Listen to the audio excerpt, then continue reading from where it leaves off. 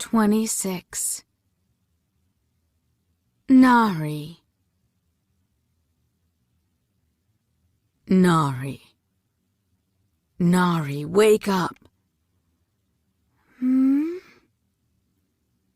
Nahri lifted her head from the open book upon which she'd fallen asleep. She rubbed away a crease the crumpled page had left on her cheek and blinked sleepily in the dark. A man stood over her bed, his body outlined in the moonlight. A hot hand clamped over her mouth before she could scream. He opened his other palm. Dancing flames lit his face. "Dara?" Nahri managed, her voice muffled against his fingers. He dropped his hand, and she drew up in surprise, her blanket falling to her lap. It had to be past midnight. Her bedroom was otherwise dark and deserted. "What are you doing here?" He dropped onto her bed. "What part of stay away from the Katanis did you not understand?" Anger simmered in his voice. "Tell me you didn't agree to marry that lecherous sandfly." Ah. She was wondering when he'd hear about that. "I haven't agreed to anything yet," she countered. "An opportunity presented itself, and I wanted to—" "An opportunity?" Dara's eyes flashed with hurt. "Suleiman's eye, Nahri. For once, could you speak like someone with a heart instead of someone peddling stolen goods at the bazaar?" Her temper sparked. "I'm the one without a heart? I asked you to marry me, and you told me to go produce a stable of Nahid children with the richest Deva man I could find as soon as—" She trailed off, getting a better look at Dara as her eyes adjusted to the darkness. He was dressed in a dark traveling robe, silver bow and arrow-filled quiver slung over his shoulder. A long knife was tucked in his belt. She cleared her throat, suspecting she was not going to like the answer to her next question. "Why are you dressed like that?" He stood up, the linen curtains blowing gently in the cool night air behind him. "Because I'm getting you out of here. Out of Daevabad and away from this family of sandflies. Away from our corrupted home and its mobs of Shafit clamoring for Deva blood." Nahri exhaled. "You want to leave Daevabad? Are you mad? We risked our lives to get here. This is the safest place from the Ifrit, from the Marid." "It's not the only safe place." She drew back as a vaguely guilty expression crossed his face. She knew that expression. "What?" she demanded. "What are you keeping from me now?" "I can't."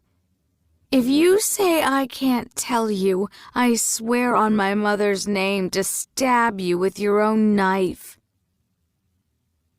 He made an annoyed noise and paced around the edge of her bed like an irritated lion, his hands clasped behind his back, smoke swirling about his feet. "We have allies, Nahri, both here and outside the city. I said nothing in the temple because I didn't want to raise your hopes. Or let me have a say in my own fate, Nahri cut in, as usual. Thoroughly annoyed, she flung a pillow at his head, but he easily ducked it. And allies? What is that supposed to mean? Are you plotting with some secret Deva cabal to steal me away? She said it sarcastically, but when he flushed and looked away, she gasped. Wait, are you plotting with some secret Deva cabal? We don't have time to get into the details, Dara interrupted. But I'll tell you everything on the way. There's no on the way. I'm not going anywhere with you. I gave my word to the king. And my God, Dara, have you heard how these people punish traitors? They let some great-horned beast stomp you to death in the arena. That's not going to happen, Dara assured her. He sat beside her again and took her hand. You don't have to do this, Nahri. I'm not going to let them. I don't need you to save me. Nahri jerked her hand away. Dara, do you listen to anything I say? I started marriage negotiations. I went to the king. She threw up her hands. What are you even saving me from? Becoming the future queen of Daevabad? He looked incredulous. And the price, Nahri? Nahri swallowed back the lump that rose in her throat. You said it yourself. I'm the last Nahid. I'm going to need children. She forced a shrug, but couldn't keep the bitterness entirely out of her voice. I might as well make the best strategic match. The best strategic match, Dara repeated. With a man who doesn't respect you? A family that will always view you with suspicion? That's what you want? No. But Nahri had made clear her feelings for Dara. He'd rejected them. And in her heart she knew she was starting to want more in Daevabad than just him. She took a deep breath, forcing some calm into her voice. Dara, this doesn't have to be a bad thing. I'll be safe. I'll have all the time and resources to properly train. Her throat caught. In another century, there might very well be a Nahid on the throne again. She glanced up at him, her eyes wet despite her best effort to check her tears. Isn't that what you want? Dara stared at her. Nahri could see the emotions warring in his expression, but before he could speak, there was a knock at the door. Nahri? A muffled voice called out. A familiar voice. Smoke curled around Dara's collar. Forgive me, he started in a deadly hush. Exactly which brother did you agree to marry? He was across the room in 3 strides. Nahri raced after him, throwing herself in front of the door before he could rip it off the hinges. It's not what you think, she whispered. I'll get rid of him." He glowered but stepped back into the shadows. She took a deep breath to calm her racing heart and then opened the door. Ali Zaid al-Qahtani's smiling face greeted her. "Peace be upon you," he said in Arabic. "I'm so sorry to—" He blinked, taking in the sight of her bedclothes and uncovered hair. He immediately averted his eyes.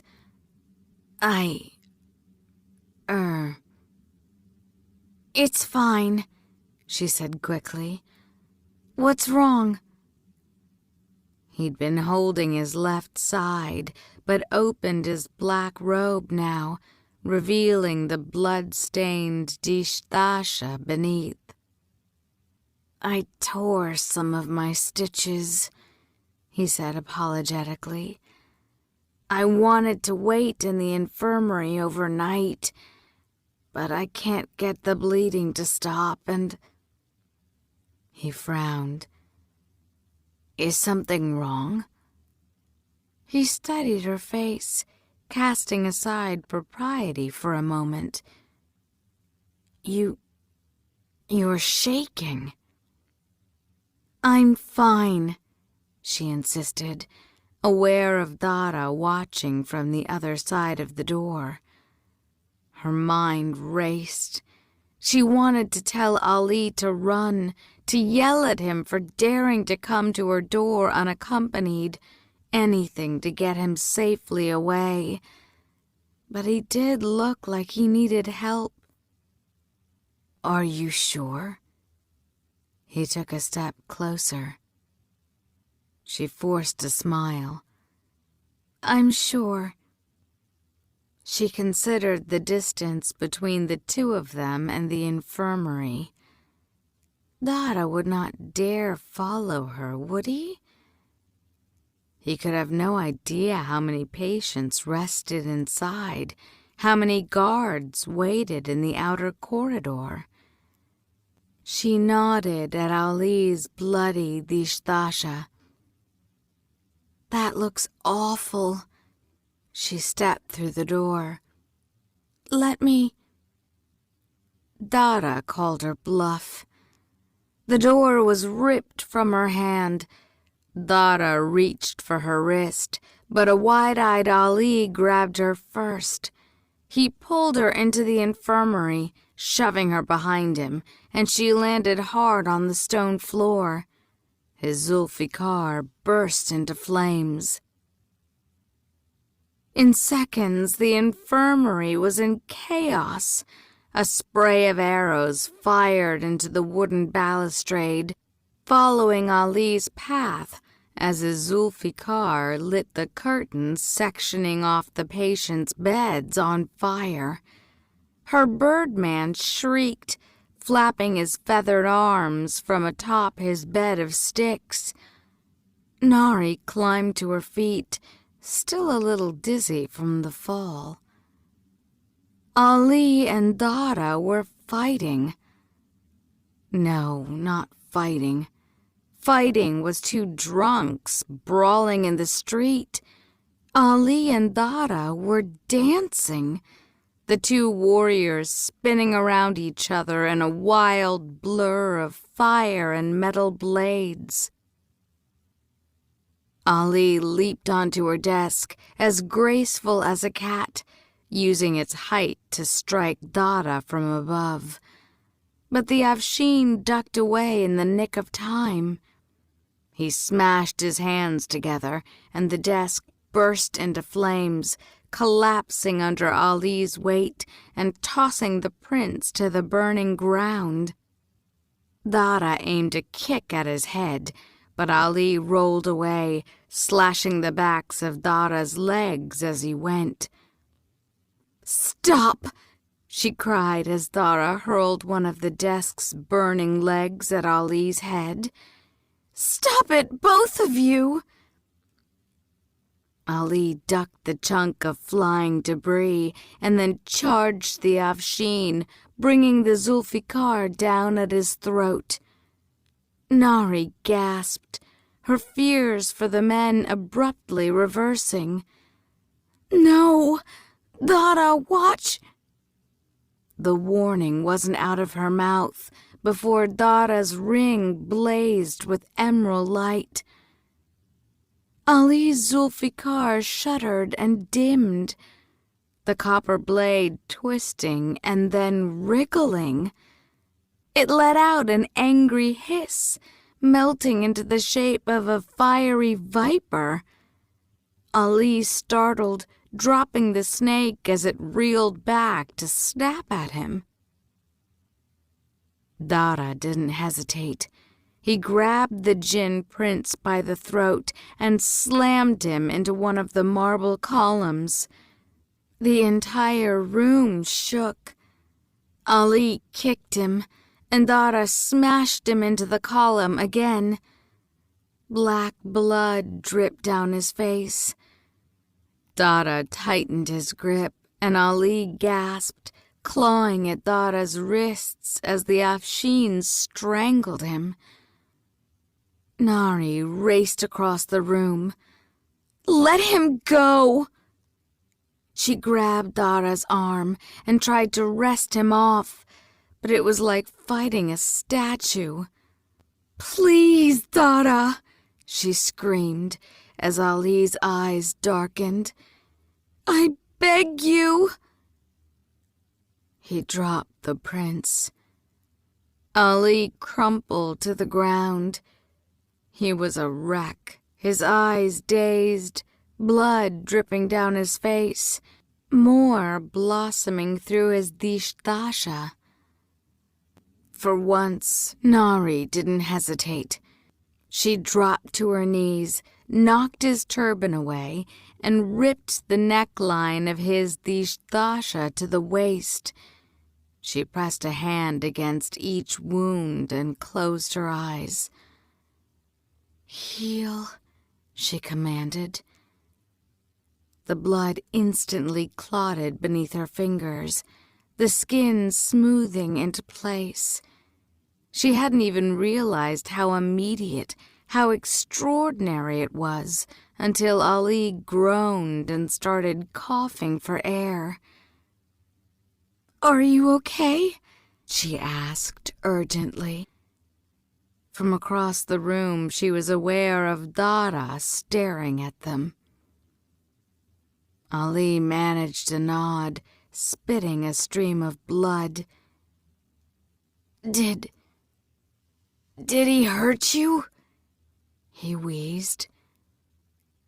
"By the Most High, is that what he thought he was interrupting?" She pressed one of his hands. "No," she assured him. "Of course not. I'm fine." "Nahri, we need to go," Dada warned in a low voice. "Now." Ali looked between them, and shock bloomed in his face. "You're running away with him? But you told my father." There was a loud knock on the door leading to the outer corridor. "Banu Nahida," a muffled male voice called. "Is everything all right?" Ali straightened up. "No," he boomed. "It's the Nahri clapped her hand over his mouth. Ali jerked back, looking betrayed. But it was too late.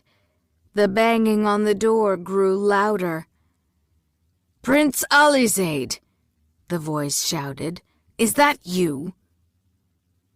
Dada swore and rushed to the door to lay his hands on the door pulls. The silver instantly melted, winding across the doors in a lace-like pattern to lock them together. But Nahri doubted it would keep anyone out for long. "He has to go," she realized, something breaking in her heart. and though she knew he had no one to blame but himself, Nahri still choked on the words. Dara, you need to go. Run. Please. If you stay in Daevabad, the king will kill you. I know. He snatched Ali's Zulfikar as the coppery snake tried to slither past, and it instantly reformed in his hands. He crossed to her desk and emptied a glass cylinder containing some of her instruments. He rifled through the random tools and plucked out a bolt of iron. It melted in his hands. Nahri stilled. Even she knew he shouldn't have been able to do that. But Dara barely winced as he reshaped the soft iron into a skinny length of rope. "What are you doing?" she demanded as he bent and yanked Ali's hands away from hers. He wrapped the soft metal around the prince's wrists, and it instantly hardened. The banging outside grew louder, smoke seeping under the door. Dara beckoned to her. "Come." "I already told you I'm not leaving Daevabad." Dara pressed the Zulfikar to Ali's throat. "You are," he said, his voice quietly firm. Nahri went cold. She met Dara's eyes, praying she was wrong, praying that the man she trusted above all others was not really forcing this choice upon her. But in his face, his beautiful face, she saw intent. A little regret, but intent. Ali chose that particularly ill-advised moment to open his mouth. "Go to hell, you child-murdering, war-mongering!" Dara's eyes flashed. He pressed the Zulfikar hard against Ali's throat. "Stop," Nahri said. She swallowed. "I'll go. Don't hurt him." Dara moved the Zulfikar away from the prince, looking relieved. "Thank you." He jerked his head at Ali. "Watch him a moment." He quickly crossed the room, heading toward the wall behind her desk. Nahri felt numb.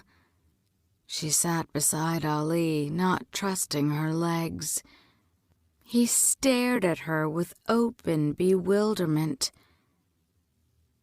"I'm not sure whether to thank you for just saving my life or accuse you of betrayal." Nahri sucked in her breath. "I'll let you know when I figure it out." Ali dared a glance at Dara and then lowered his voice. "We're not going to get away," he warned, his worried eyes meeting hers. "And if my father thinks you're responsible, Nahri, you gave him your word." A heavy grinding sound interrupted them. Nahri looked up to see Dara painstakingly pulling apart the stone wall along its decorative edges. Smoke and bright white flames licking at his hands. He stopped once the gap was large enough to squeeze through. "Let's go." Dara grabbed Ali by the back of his robe and dragged him along, pushing him through first. The prince fell hard to his knees. Nahri flinched. She couldn't tell herself that Ali was just a mark anymore. He'd become a friend. There was no denying it. And he was a kid in comparison to Dara, decent-hearted and kind, whatever his faults. "Give me your robe," she said curtly, as Dara turned back to her. Nahri hadn't had time to dress, and she would be damned if she was going to be dragged through Daevabad in her bedclothes. He handed it over. "Nahri, I'm sorry," he said in Devasti. She knew his words were sincere, but they didn't help. "I'm just trying to—" "I know what you're trying to do," she rebuked him, her tone sharp.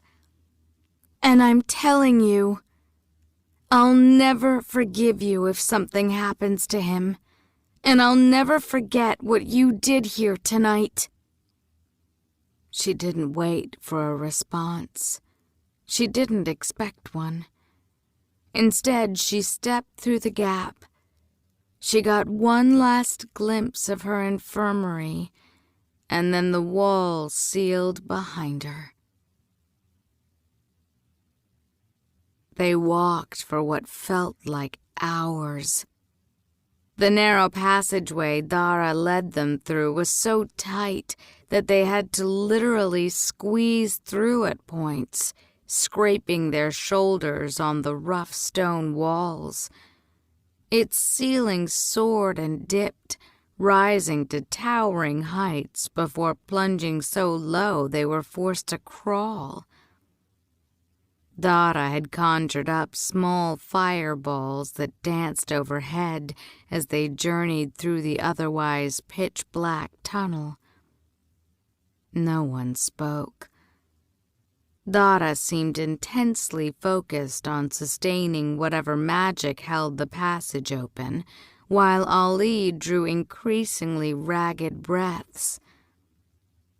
Despite being healed, the prince didn't look well. Nahri could hear his heart racing, and he kept bumping into the close walls like a dizzy drunk.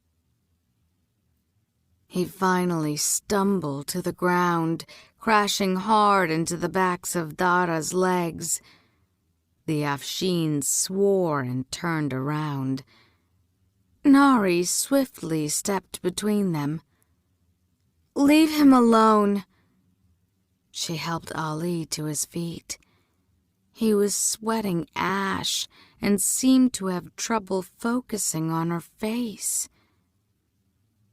"Are you okay?" He blinked and swayed slightly. "Just having some issues with the air."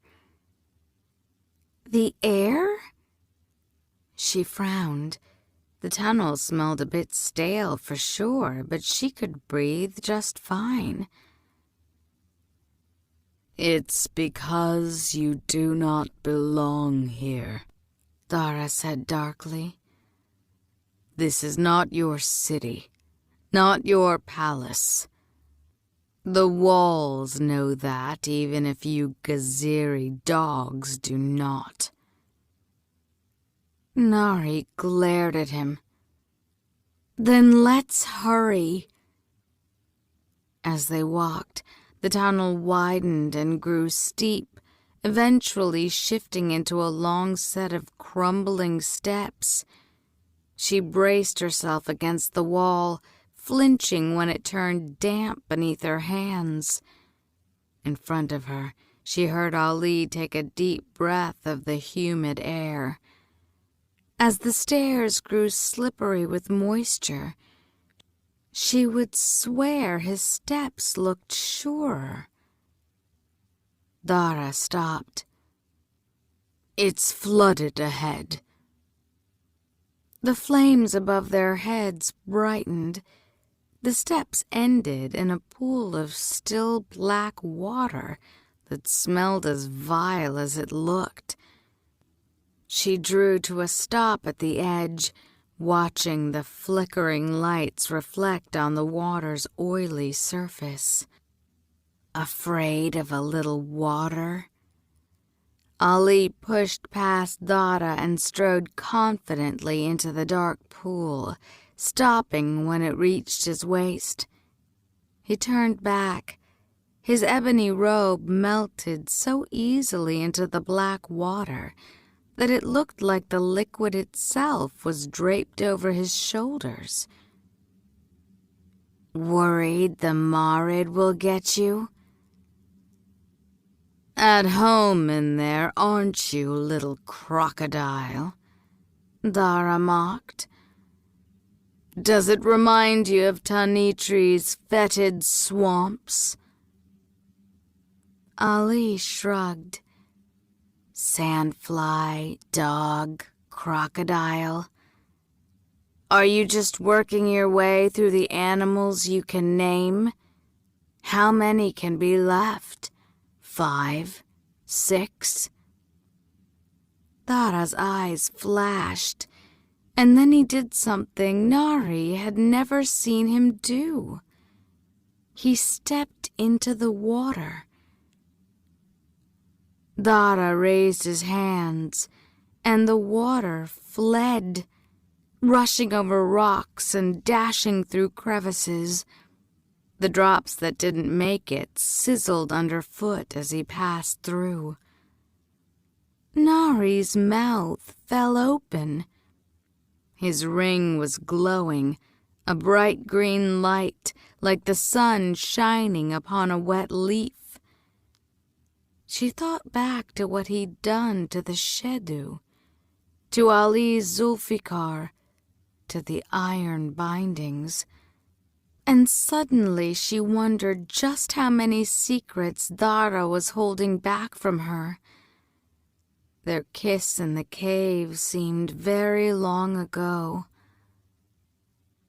The Afshin shoved a visibly shocked Ali forward. Keep walking, Jinn, and watch your mouth. It would greatly upset the Banu Nahida if I cut out your tongue. Nahri quickly caught up to Ali. So his very presence boils water now? Ali whispered, giving Dara's back a nervous look. What manner of horrors is that? I have no idea. Maybe it's just part of being a slave, she said weakly. I've known freed slaves. They don't have that kind of power. He probably went the way of the Ifrit and gave himself over to the demons long ago. He grimaced and looked down at her, lowering his voice even further. Please, in the name of the Most High, tell me you don't truly intend to go off with him. You do remember the Zulfikar at your throat? I will throw myself in the lake before I let that monster use my life to steal yours. He shook his head. I should have just given you that book in the garden. I should have told you about the cities he destroyed, the innocents he murdered. You'd have stuck a knife in his back yourself. Nahri recoiled. I would never. She knew Dara had a bloody past, but surely Ali exaggerated. It was a war your people started. Dara was only defending our tribe. Is that what he told you? Ali drew in his breath. defending? Nahri, do you know why people call him the Scourge? Something very cold crept down her spine, but she pushed it away. I don't. But might I remind you that you were the one who came to me the other night covered in another man's blood? She pointed out. Dada's hardly the only one keeping secrets. Ali abruptly stopped. You're right. He turned to her, his expression resolved. It was the blood of a Shafit assassin. I killed him. He was a member of a political group called the Tanzim. They advocate, sometimes violently, for the rights of the Shafit and are considered criminals and traitors. I was their primary benefactor. My father found out and ordered me to befriend you and convince you to marry my brother as penance. He raised his dark eyebrows, blood crusted at his hairline. There. Now you know. Nahri blinked, taking it all in. She had known Ali had his own agenda, the same as she did, but it stung to hear it laid out so plainly. The interest in my country, in improving your Arabic. I take it that was all pretense? No, it wasn't, I swear. However our friendship started, however I felt about your family. Ali looked embarrassed. It's been a dark few months. My time with you, it was a light. Nahri looked away. She had to. She could not bear the sincerity in his face. She caught sight of his bloody wrists still bound in iron. He survives this, she swore to herself, no matter what. Even if it meant running off with Dada. They kept walking, Ali throwing the occasional hostile glance at Dada's back. Perhaps now it's your turn. What do you mean? Rather adept at picking locks and negotiating contracts for a maidservant, aren't you? She kicked at the ground, sending a few pebbles flying. I'm not sure you'd still think of me as a light if I told you about my background. Nahri, Dada called out, interrupting their quiet conversation. The cavern had ended. They joined Dara at a rocky ledge overlooking a low drop to a narrow sandy beach that surrounded a still lagoon. In the distance, she could see stars through a slice of sky. The lagoon was strangely luminous, the water a coppery blue that shimmered as if under a tropical sun. Dara helped her onto the beach and handed her his knife as he dragged Ali down to join them. I'll need your blood, he said, sounding apologetic. Just a bit on the blade. Nahri ran the knife over her palm, getting only a few drops before her skin stitched together. Dara took the knife back and whispered a prayer under his breath. The crimson blood burst into flames as it dripped off the blade. The lagoon began to churn, a great sucking sound coming from its pit as the water rushed away, and something metallic rose in its center.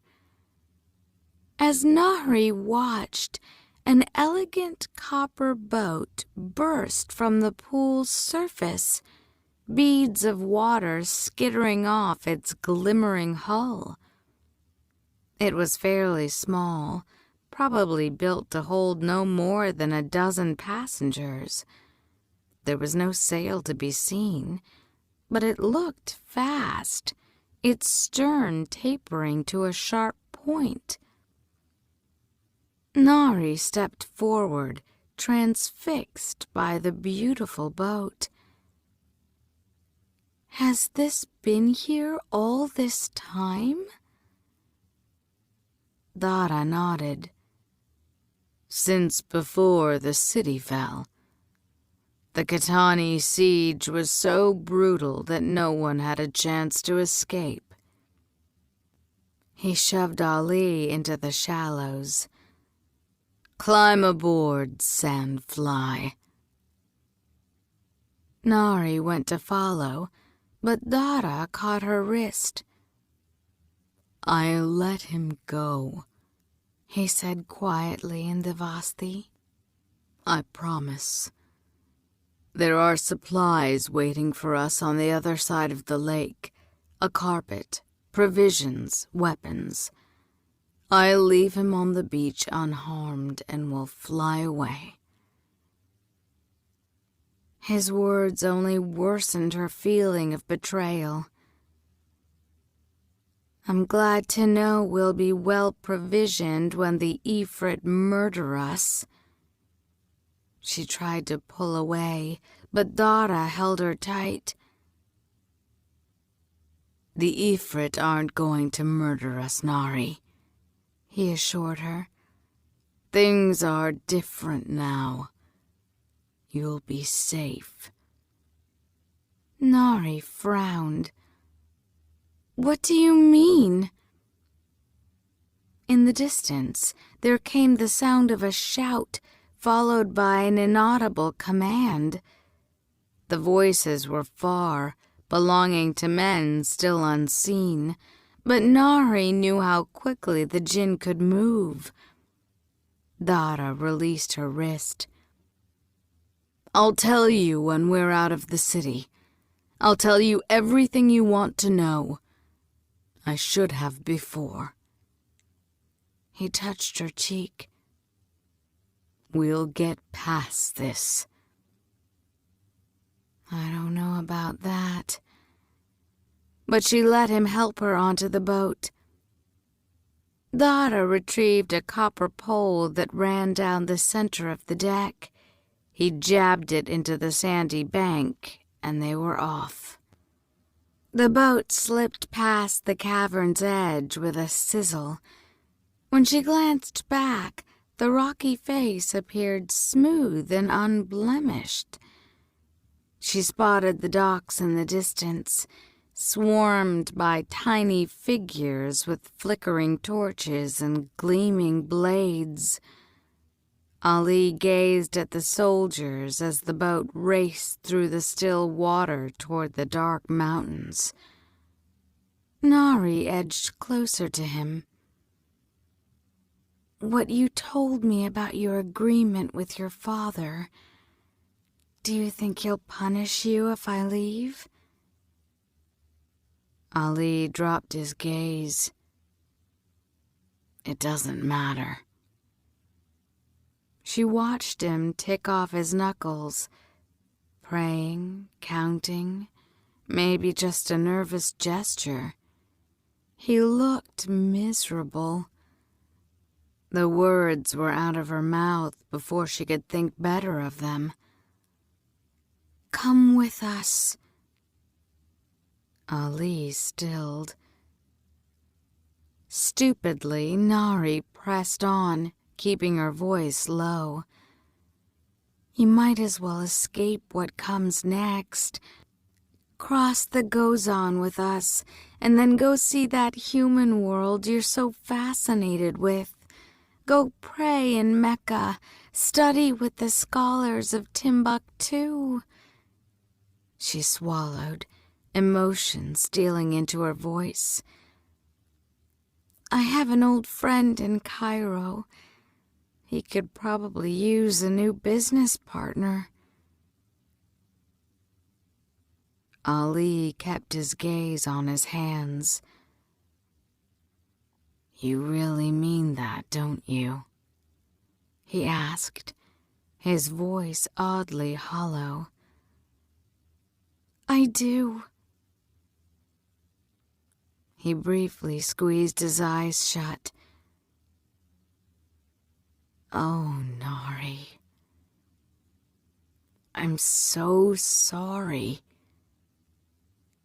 He turned to look at her, guilt radiating from every line in his face.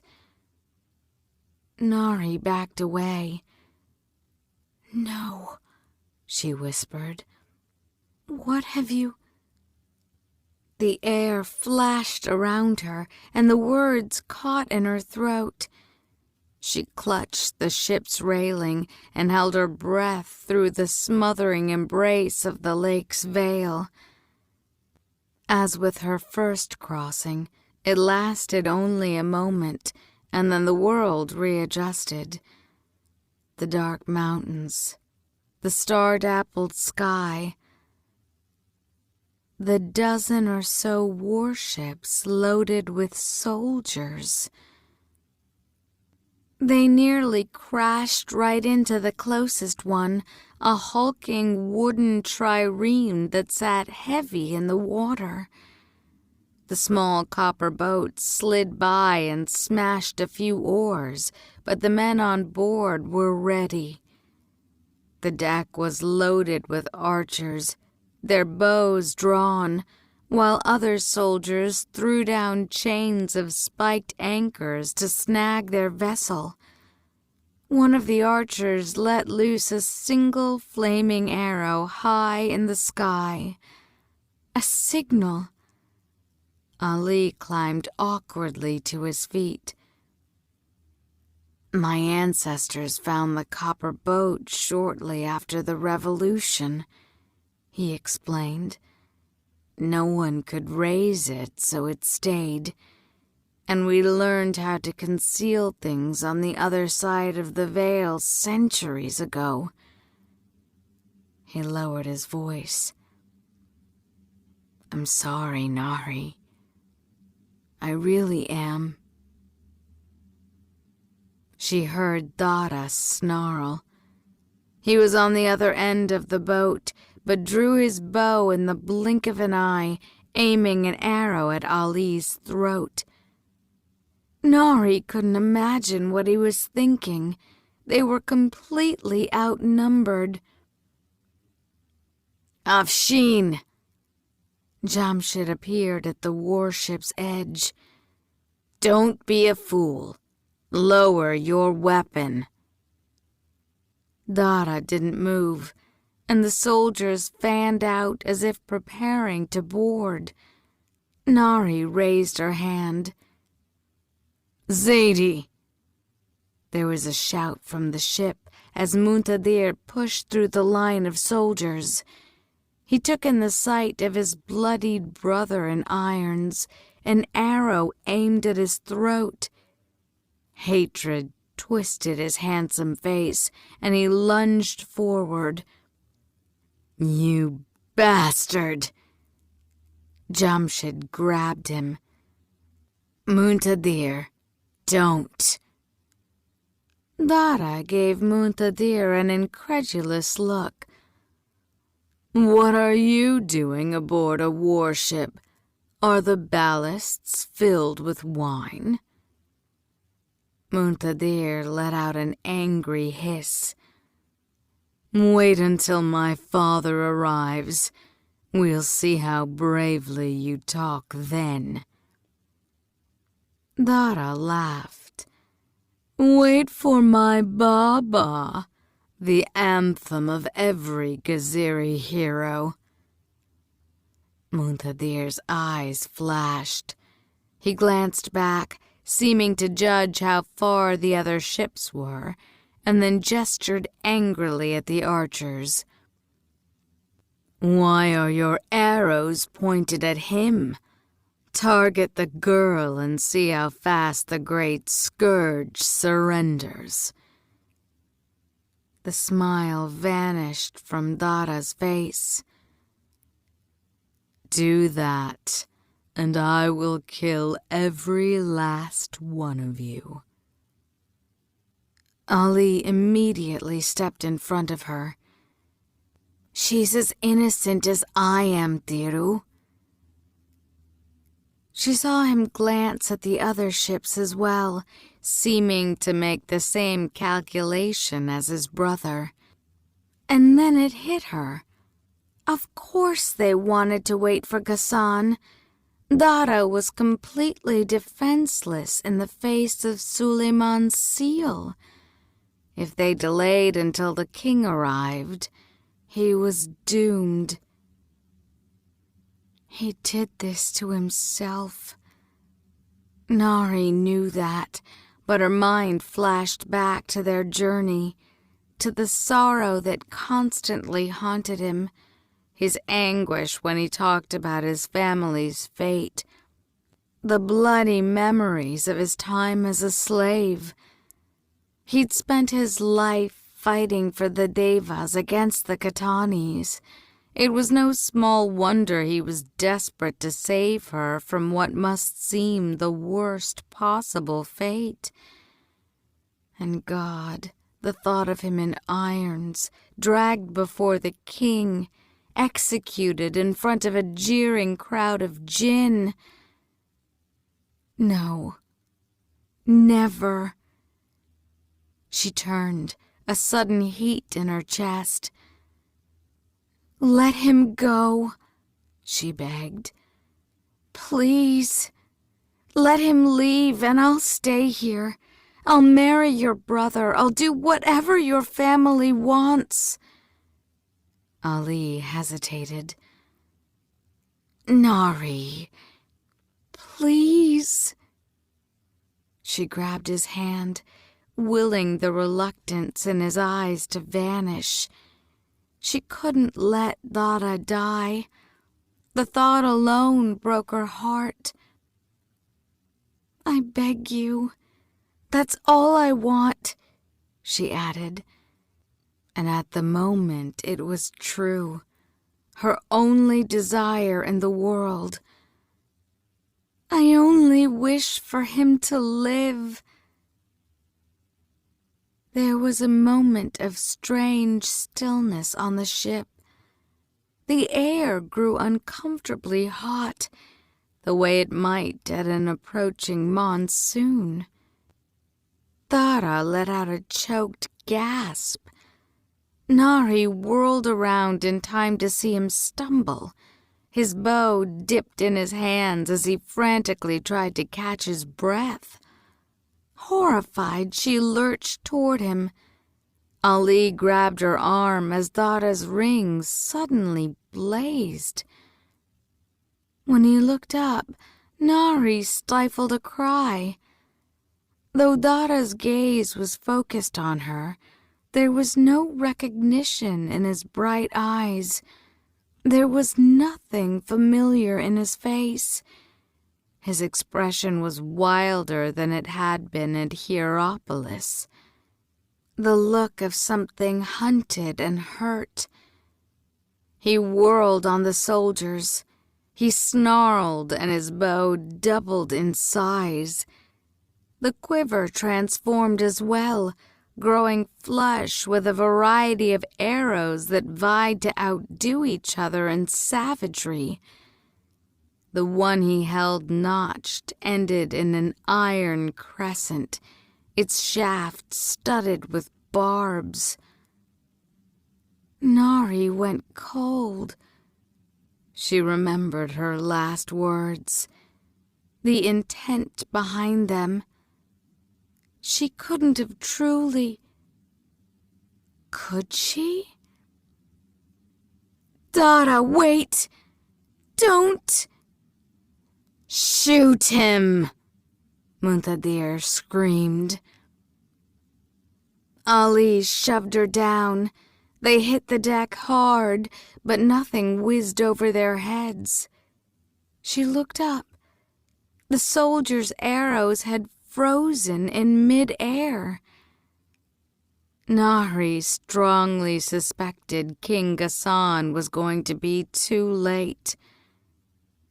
Dara snapped his fingers, and the arrows abruptly reversed direction to flit through the air and cut through their owners. His own swiftly joined them, his hands moving so fast between the quiver and bow that she couldn't follow the motion with her eyes. When the archers fell back under the onslaught, Dara snatched up Ali's Zulfikar. His bright gaze locked on Muntadir, and his mad eyes flashed with recognition. "Zaidi al-Qahtani," he declared. He spat. "Traitor! I've waited a long time to make you pay for what you did to my people."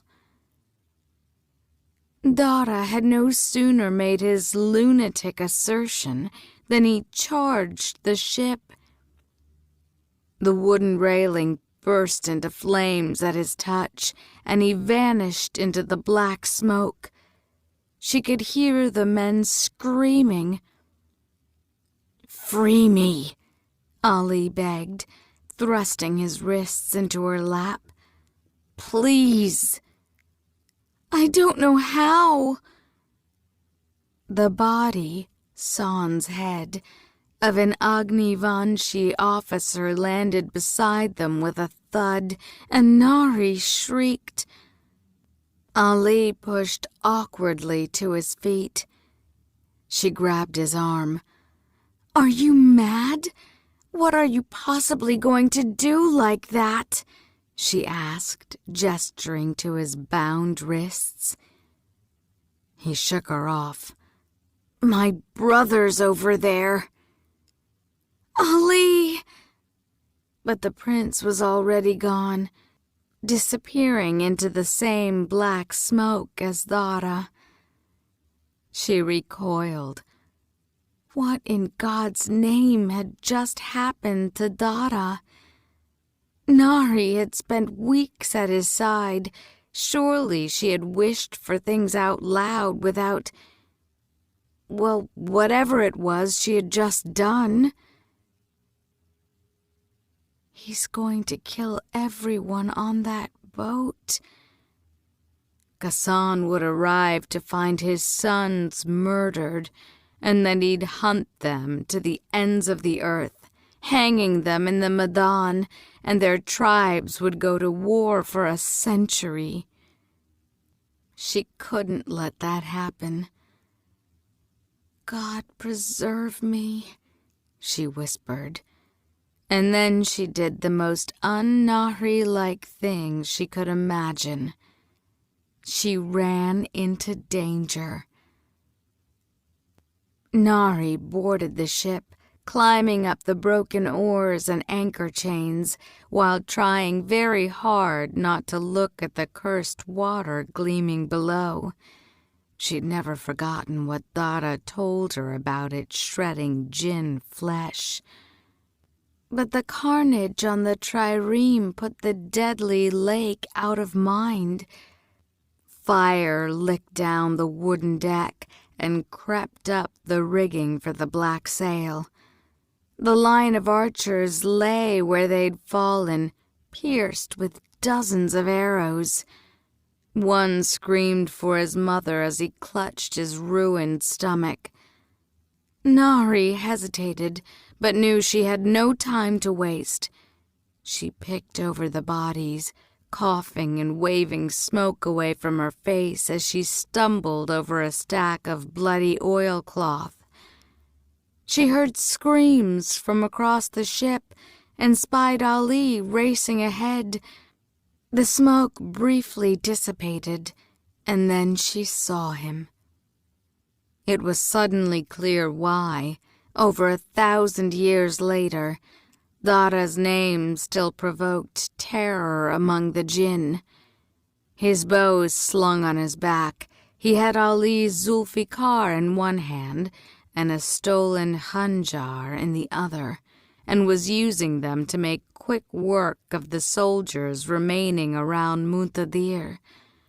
He moved less like a man and more like some raging war god of the long-ago era in which he'd been born. Even his body was illuminated, seemingly on fire just below the skin. Like the Ifrit, Nahri recognized in horror, suddenly unsure of just who or what Dara truly was. He shoved the Zulfikar into the throat of the last guard between him and Muntadir and yanked it out bloody. Not that the emir noticed. Muntadir sat on the bloody deck with the arrow-riddled body of a soldier cradled in his arms. "Jamshid!" he screamed. "No! God, no! Look at me, please!" Dara raised his Zulfikar. Nahri drew to a stop, opening her mouth to shout. Ali threw himself on the Afshin. She'd barely noticed the prince, awestruck by the horrible sight of Dara doing death's work. But he was suddenly there, taking advantage of his height to jump on Dara's back and loop his bound wrists around the Afshin's neck like a noose.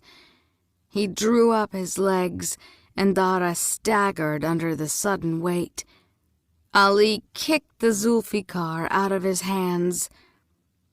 "Muntadir!" he screamed, adding something in Gizaria that she couldn't understand. The Zulfikar had landed barely a body's length away from the emir's feet. Muntadir didn't look up. He didn't even seem to have heard his brother's cry. Nahri ran, picking over bodies as quickly as she could. Dara let out an aggravated sound as he tried to shake the prince loose. Ali pulled up his hands, pressing the iron bindings tight against the Afshin's throat. Dara gasped, but managed to elbow the prince in the stomach and slam his back hard into the ship's mast. Ali didn't let go. "Ahi!" Muntadir startled and looked up. In a second he had dived for the Zulfikar. At the same time, Dara finally succeeded in throwing Ali over his head. He grabbed his bow. The young prince hit the wet deck hard and slid to the boat's edge. He scrambled to his feet. Dara shot him through the throat.